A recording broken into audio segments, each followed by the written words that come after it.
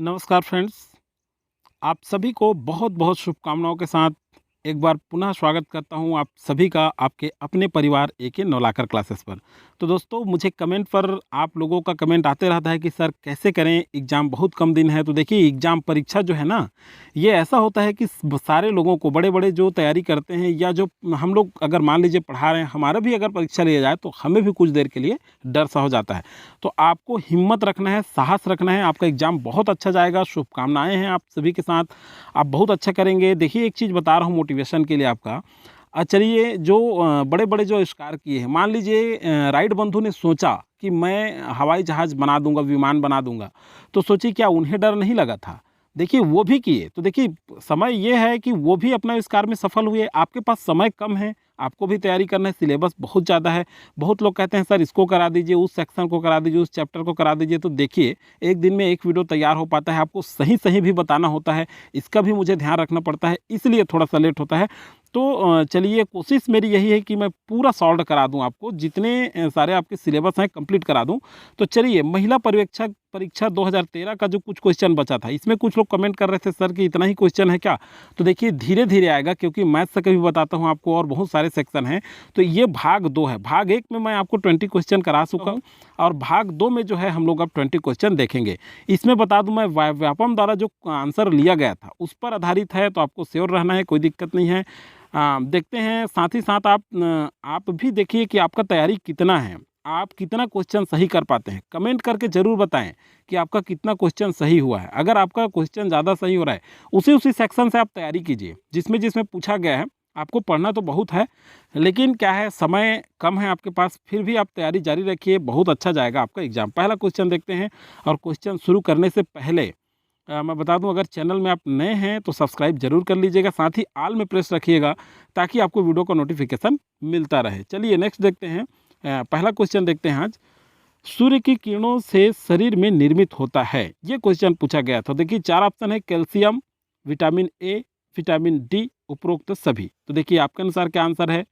चलिए, इसका आंसर है विटामिन डी। क्या है? Vitamin D. सी आपका सही आंसर हो जाएगा। सूर्य की किरणों से शरीर में निर्मित होता है, तो क्या निर्मित होता है सूर्य की किरणों से?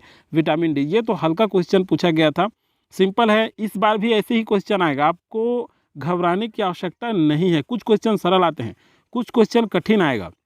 जो आपसे बनेगा, सभी क्वेश्चन बनेगा, बस आप तैयारी कीजिए, मेहनत कीजिए। चलिए, सेकंड क्वेश्चन। प्रिंट मिस्टेक हो जाता है दोस्तों, ध्यान नहीं रखेंगे, आगे पीछे हो गया है। चलिए बताऊंगा, सेकंड क्वेश्चन उस तरफ चला गया है। तो चलिए, धन लक्ष्मी योजना के लिए निम्नलिखित में से कौन सा सही है? धन लक्ष्मी योजना के लिए कह रहा है। तो देखिए, ए क्या दिया है, इस योजना के तहत बालिकाओं के लिए सशर्त नगद हस्तांतरण का प्रावधान है। इस योजना के तहत बीमा योजना लागू है। ए तथा बी दोनों, उपरोक्त में से कोई नहीं। तो देखिए, धन लक्ष्मी योजना से संबंधित ये क्वेश्चन हम लोग पहले वीडियो में कर चुके हैं। तो इसका आंसर क्या आएगा, आप कमेंट करके ज़रूर बताएं। आप सभी अगर आप तैयारी कर रहे हैं, पहले मैं इसका आंसर बता चुका हूं, आप कमेंट सेक्शन में कमेंट करके बताएंगे। चलिए नेक्स्ट क्वेश्चन देखते हैं। शिशुओं पर क्या, शिशुओं को किस उम्र तक केवल माता के दूध पर आधारित होना चाहिए? तो देखिए, जो शिशु होते हैं उसको किस उम्र तक माता के दूध पर आधारित होना चाहिए? तो देखिए, आंसर दिया है 4 माह, 8 माह, 6 माह, 1 वर्ष। तो कौन सा आंसर आएगा आपका? इसका सही आंसर है 6 माह। कौन सा? शिशुओं को 6 माह तक जो है, शिशु जो होते हैं उनके माँ के केवल माता के दूध पर आधारित होना चाहिए। माता के दूध में बहुत सारे चीज़, प्रतिरोधक क्षमता भी पाया जाता है, बहुत सारे विटामिन, प्रोटीन, बहुत सारे चीज़ मिल जाता है बच्चों को। तो इसलिए बच्चों को कहा जाता है, डॉक्टर के द्वारा भी सलाह दिया जाता है कि बच्चों को माँ का दूध पीना ही चाहिए 6 माह तक। चलिए नेक्स्ट देखते हैं। अस्थियों के स्वास्थ्य के लिए पोषक तत्व है, तो अस्थियों के स्वास्थ्य के लिए पोषक तत्व क्या है? अब अस्थि तो समझ रहे हैं, हड्डी से संबंधित है, बोन से संबंधित है। तो बोन है, अस्थि मतलब हड्डी है। अस्थियों के स्वास्थ्य के लिए आवश्यक पोषक तत्व है, तो पोषक तत्व क्या है? देखिए, लौह तत्व व विटामिन डी पहला, बी में दिया है विटामिन ए व विटामिन सी, आयोडीन व विटामिन ए, कैल्शियम व विटामिन डी। तो इसका सही आंसर क्या हो जाएगा? इसका सही आंसर हो जाएगा कैल्शियम व विटामिन डी। ये आपका सही आंसर हो जाएगा। चलिए नेक्स्ट देखते हैं। खमीरीकृत खाद्य पदार्थ किस मायने में फायदेमंद होते हैं? तो खमीरीकृत खाद्य पदार्थ जो है वो किस मायने में फायदेमंद होते हैं? देखिए, ऑप्शन में है आपका स्वादिष्ट, आसानी से पचने योग्य, विटामिन विटामिन बी कॉम्प्लेक्स से परिपूर्ण उपरोक्त सभी। तो देखिए ये इसमें कौन सा आएगा, तो देखिए खमीरीकृत जो खाद्य पदार्थ होता है ये स्वादिष्ट भी होता है, आसानी से पचने योग्य भी होता है, विटामिन बी कॉम्प्लेक्स से परिपूर्ण भी होता है। तो सही आंसर आपका आ जाएगा कौन सा, डी, सही ऑप्शन आ जाएगा आप उपरोक्त सभी। तो देखिए ये सारे चीज़ को आपको याद रखना है, इस टाइप के क्वेश्चन पूछे गए हैं। देखिए इस क्वेश्चन को करने का उद्देश्य हमारा ये भी है कि आपका तैयारी कितना है, तो जरूर आप चेक करें, आप जरूर देखें कि कितना आपका तैयारी हुआ है, उसके लिए भी आपके आवश्यक है इन सारे क्वेश्चन को करना। तो सारे करिए, स्किप नहीं करिए, पूरा कंटिन्यू जितना 20 क्वेश्चन है उन सारे क्वेश्चन को आप खुद सॉल्व करके देखिए कितना क्वेश्चन आपसे सही हो रहे हैं। चलिए नेक्स्ट देखते हैं, सर्वाधिक ऊर्जा किस पोषक तत्व द्वारा प्रदान की जाती है। तो सर्वाधिक ऊर्जा जो है किस पोषक तत्व द्वारा प्रदान की जाती है, देखिए ऑप्शन में दिया है प्रोटीन, वसा, कार्बोहाइड्रेट, उपरोक्त सभी। तो देखिए क्या आएगा इसमें, ये जो सर्वाधिक जो ऊर्जा होता है ये किस पोषक तत्व द्वारा प्रदान की जाती है, ध्यान रखिएगा ये इंपॉर्टेंट क्वेश्चन है। ये पीएससी में भी जहाँ तक पूछा गया क्वेश्चन है, पिछले आप देखेंगे तो बहुत बार एग्जाम में भी ये पूछा गया क्वेश्चन है। तो सातवां का जो आंसर है ये वसा आ जाएगा। सर्वाधिक ऊर्जा जो है वसा पोषक तत्व द्वारा प्रदान की जाती है, तो ये आपका सही आंसर हो जाएगा। अब चलिए देखते हैं नेक्स्ट 8वां नंबर का क्वेश्चन। इसमें क्या दिया है, जहाँ कोई व्यक्ति दहेज मांगने के लिए अभियोजित किया जाता है। देखिए अभियोजित में बड़ी हो गया है, थोड़ा सा सुधार लेंगे इसे, अभी में छोटी रहेगा, अभियोजित किया जाता है। यह साबित करने का भार कि उसने दहेज प्रतिषेध अधिनियम 1961 की धारा 3 वह धारा 4 के अधीन कोई अपराध नहीं किया है। तो इसमें कौन सा आएगा, इसमें देखिए उस व्यक्ति पर होगा जिसे अभियोजित किया जाता है। तो अभियोजित यहाँ भी वो हो गया है, मिसप्रिंट हो गया है, थोड़ा सुधारेंगे, छोटी भी है। तो नेक्स्ट दिया गया है उस व्यक्ति पर होगा जिसने आरोप लगाया है। नेक्स्ट है विवाह के किसी भी पक्षकार पर, और जो है दहेज प्रतिषेध अधिकारी पर। तो सही आंसर क्या आएगा, आप देखिए इसका सही आंसर है उस व्यक्ति पर होगा जिसे अभियोजित किया जाता है। चलिए नेक्स्ट है, शरीर निर्माणात्मक कार्य रूप में किस पोषक तत्व द्वारा संपादित किया जाता है।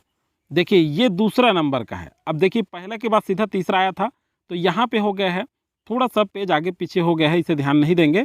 तो देखिए इसका सही आंसर क्या होगा, तो इसका सही आंसर, चलिए सबसे पहले देखिए ऑप्शन, विटामिन दिया है, प्रोटीन दिया है, वसा दिया है, कार्बोहाइड्रेट दिया है।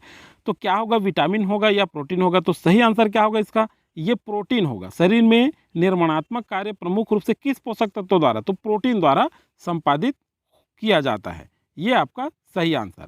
चलिए नेक्स्ट देखते हैं, बालक अधिकार, 9वां प्रश्न, बालक अधिकार संरक्षक आयोग अधिनियम 2005 के अंतर्गत बालक अधिकारों में शामिल है। तो बालक अधिकारों में क्या शामिल है, पहला क्या दिया है, 20 नवंबर 1989 को बालक का अधिकार संबंधी संयुक्त राष्ट्र अभिसमय में अंगीकृत बालकों के अधिकार।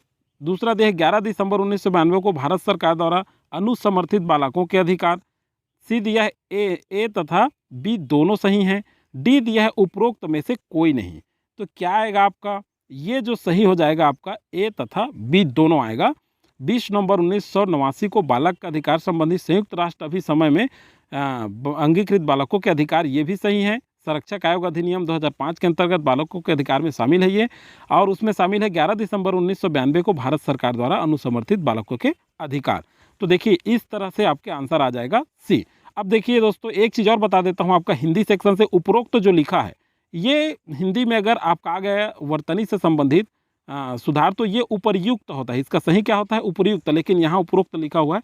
ये हिंदी से ये कुछ जानकारी थोड़ा सा बताया हूँ आपको, ध्यान रखेंगे, उपरोक्त नहीं है लिखा भी रहता है, तो आपको उपयुक्त सही लेना है। सही शुद्ध रूप में अगर कहेगा लिखिए तो उपरयुक्त होगा, क्या होगा, उपरयुक्त। चलिए नेक्स्ट देखते हैं, टोनही प्रताड़ना निवारण अधिनियम 2005 के अंतर्गत समस्त अपराध विचारणीय होंगे प्रथम श्रेणी न्यायिक दंडाधिकारी द्वारा, कुटुंब न्यायालय द्वारा, जिला न्यायाधीश द्वारा, किसी भी न्यायालय द्वारा। तो देखिए आंसर क्या होगा इसका, तो ये जो है टोनही प्रताड़ना निवारण अधिनियम 2005 के अंतर्गत समस्त अपराध जो होता है वो केवल प्रथम श्रेणी न्यायिक दंडाधिकारी द्वारा होगा, ये आपका सही आंसर है। 10वां का ए आपका सही आंसर है। चलिए नेक्स्ट देखते हैं, शिशुओं को अनुपूरक आहार किस उम्र में प्रारंभ किए जाने चाहिए, 4 माह से, 6 माह के उपरांत, 1 वर्ष के उपरांत, 2 वर्ष के उपरांत। तो आंसर क्या आएगा आपका, देखिए 6 माह के उपरांत शिशुओं को अनुपूरक आहार प्रारंभ किए जाने चाहिए। चलिए नेक्स्ट देखते हैं, मिश्रित खाद्य पदार्थ किन मायनों में फायदेमंद होते हैं। तो मिश्रित खाद्य जो पदार्थ होते हैं किस मायनों में फायदेमंद होते हैं। ऑप्शन है अधिक पौष्टिक होते हैं, अधिक स्वादिष्ट होते हैं, अधिक आकर्षक होते हैं, उपरोक्त सभी। तो क्या आंसर आएगा आपका। तो देखिए यहाँ पर जो मिश्रित खाद्य पदार्थ जो होते हैं ये अधिक पौष्टिक भी होते हैं, अधिक स्वादिष्ट भी होते हैं, अधिक आकर्षक भी होते हैं। तो सही आंसर है आपका डी, उपरोक्त सभी, ये आपका सही आंसर आएगा। नेक्स्ट क्वेश्चन देखते हैं, घरेलू हिंसा अधिनियम 2005 के अंतर्गत मजिस्ट्रेट द्वारा किए गए आदेश की अपील की जाएगी सेशन न्यायालय में, कुटुंब न्यायालय में, उच्च न्यायालय में, जिला न्यायालय में। तो देखिए घरेलू हिंसा अधिनियम 2005 के अंतर्गत मजिस्ट्रेट द्वारा किए गए आदेश कहाँ अपील की जाती है।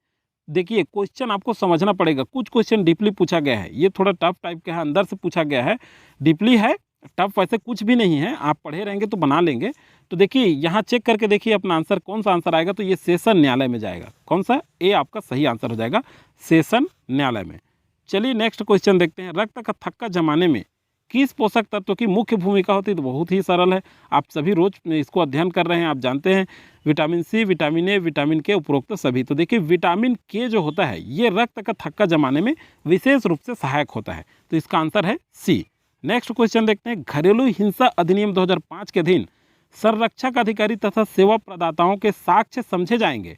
तो देखिए साक्ष्य क्या समझे जाएंगे, लोक सेवक, न्यायाधीश, विधिक अधिकारी, विधिक परामर्शदाता। तो सही आंसर क्या आ जाएगा आपका, ये लोक सेवक आ जाएगा। घरेलू हिंसा अधिनियम 2005 के अधीन संरक्षक अधिकारी प्रदाता के साक्ष्य समझे जाएंगे, तो लोक सेवक सही आंसर आपका आ जाएगा। चलिए नेक्स्ट क्वेश्चन देखते हैं, बाल अधिकार संबंधी अभिसमय, बाल अधिकार संबंधी अभिसमय अंतर्राष्ट्रीय संधि, राष्ट्रीय संधि, राष्ट्रीय संविदा, अंतर्राष्ट्रीय संविदा।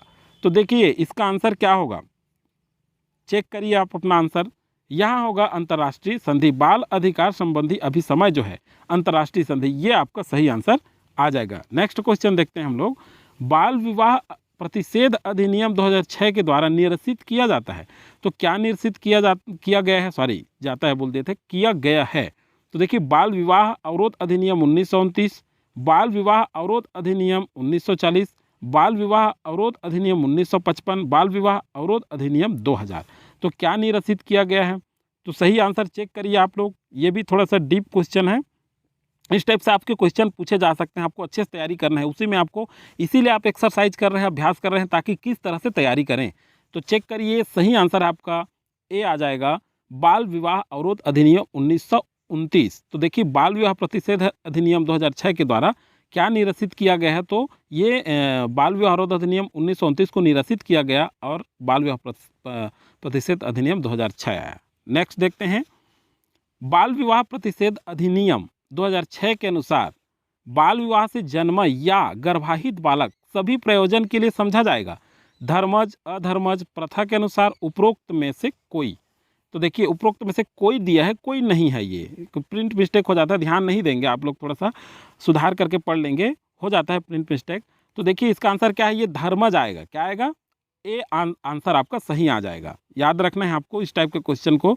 नेक्स्ट देखते हैं, दहेज प्रतिषेध नियम 2004 के अंतर्गत नियमों के निर्वचन संबंधी किसी भी प्रकार के प्रश्न उत्पन्न होने पर निर्णय हेतु उसे भेजा जाएगा सरकार को, उच्च न्यायालय को, सर्वोच्च न्यायालय को, परिवार न्यायालय को।